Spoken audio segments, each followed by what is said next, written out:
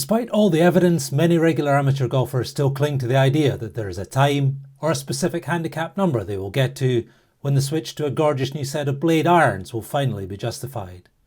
I should know because I was one of them.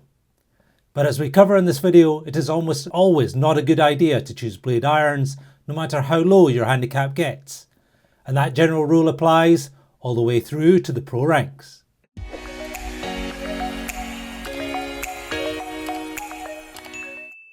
Welcome back to the Golf in Focus channel, everybody. And in our view, the question of whether you should use blades as a beginner, mid, high, or even low handicapper has a straightforward answer in the world of today's fantastic iron choices. Every golfer that has ever played the game, including the best of all time, Tiger Woods and Jack Nicklaus, mishit golf shots regularly. And when it comes to long irons especially, players of all standards have forever struggled to hit those clubs consistently well. Seven-time major champion Lee Trevino is often quoted as saying, "If you're caught on a golf course during a storm and are afraid of lightning, hold up a one-iron. Not even God can hit a one-iron." Admittedly, there have been huge advances in iron tech since Trevino played competitive golf, but the fact that no current PGA Tour player uses a blade iron longer than a 4-iron, only 10 of the top 100 use a 4-iron blade, and three-time major champion Jordan Spieth jokes he's not good enough to play blades, shows the challenge of using them. And it is for both the reason that blades are so hard to hit and that mishits are an inevitable part of playing golf that we would argue regular amateurs should leave the use of blades to the truly elite ball strikers among the very top of the professional ranks. Cavity back irons are so good now that anyone who decides to use blades needs to be very confident that they will have the skill to be able to do so on a consistent basis. Because if you don't, when those inevitable mishits come, you're going to be not only losing distance, but seeing your ball go much further offline than it would with a cavity back iron. And that will inevitably lead to more trouble and at much higher scores. As Ben Hogan, arguably the best ball striker of all time, said, "Golf is not a game of good shots, it's a game of bad shots." And if you're using a set of blade irons, which give you the least help of all the irons available when you hit it badly, you're storing up trouble for yourself if you don't hit the ball well almost every time. Blades for sure look great, and you can of course buy any set of irons you want, but we would very much doubt that they are going to make the overwhelming majority of amateurs play better, rather than worse. Looks can often be deceiving, and while a polished set of blades do look superb in the golf bag, there undoubtedly lurks within them a hidden menace that makes them hard to hit, especially when it comes to the lower lofted long irons. And they are so hard to hit because with less weight behind a small club face and a centre of gravity closer to a thinner face than cavity back irons, there is a smaller sweet spot and little room for error. Blades also generate more spin and launch the ball lower, so mishits do not go as far and curve more offline.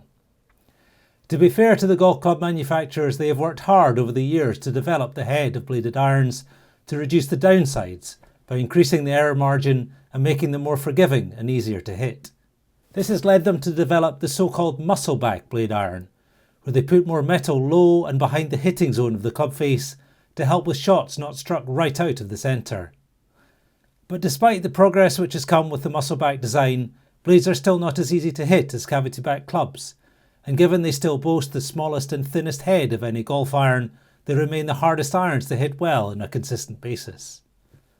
Of course, if you are an elite ball striker, the ability to shape your shots more or hit the ball lower in the wind is still one that makes blades an appealing option. It's just that there are very few genuinely elite ball strikers out there, and even for those golfers, blades, and especially long iron blades, are still hard to hit well all of the time. Golf pros playing in the major tours throughout the world are the best players in the world. And as such, you would expect that they would use the best irons that allow them to hit the golf ball in whatever way they want to, because they are good enough to do so. And by virtue of their forged manufacture, where a soft piece of steel is beaten into the shape of a golf club, blade irons enable pros to do exactly that. Blade irons generate more spin, allowing them to curve shots more and stop them quicker in the green. Blades also launch the ball at a lower angle, enabling more predictable and accurate shots, especially in the wind. They also give more feedback to better let pros feel how well they struck the ball. But before you start thinking that all the pros are using blades because of these benefits, it is worth taking a look at some facts. Jordan Spieth and Kevin Na, for example, have won 18 PGA tournaments between them and have combined career earnings of around $92 million. Both are clearly exceptional professional golfers, and when one is quoted as saying they can't hit a blade because it's too difficult, and the other says he is smarter not playing blades, it makes you sit up and think about how much pros really do use blade irons. We've also looked in depth at the irons used by all the top 100 players in the PGA Tour, which you can check out in another one of our videos. And when it comes to blades, our analysis shows that only 12 of that elite group only use blades, with 35 in total using one blade or more within their iron setup. Given close to 2/3 of the best 100 PGA Tour players are not using blades, and almost 90% of them are using at least one cavity back iron, it therefore suggests that not many of even the best players in the world feel the cons of using blades outweigh the benefits. So the next time you start thinking your game and handicap may finally be reaching the level where it justifies a switch to start using blades, it may be time to think again and question whether you should actually bother. So that's it for our look at the question of what handicap of a golfer should be playing blades. As ever, and most importantly, we hope you're enjoying your golf. And if you like this video, tap on one of those boxes on the screen and we'll see you over in another one shortly.